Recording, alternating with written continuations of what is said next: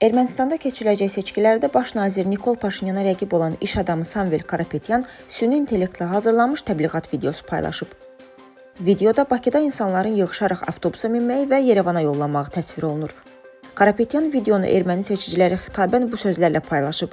Ya siz seçkiyə gedəcəksiniz, ya da Azərbaycanlılar bura gələcək. Karapetyan mitinqlərində də dəfələrlə iddia edib ki, Paşinyan qalib gələcəyi təqdirdə 300 min Azərbaycanlını Ermənistana yerləşdirməyi hədəfləyir. Videoya münasibət bildirən Paşinyan isə rəqibini cəsusluqda ittiham edib.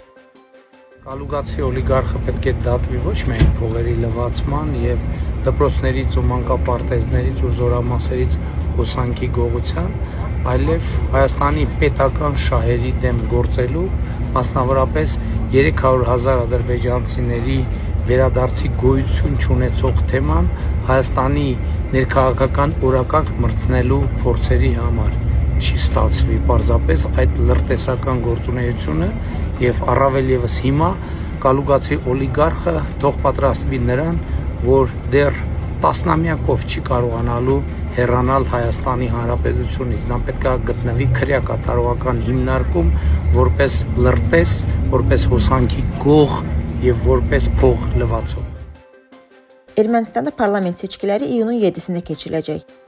Güclü Ermənistan blokundan baş nazirliyə namizəd olan Karapetyan ötən ilin iyununda hakimiyyəti zorla ələ keçirməyə çağırışda ittiham olunaraq həbs olunub, sonradan isə ev dustaqlığına buraxılıb.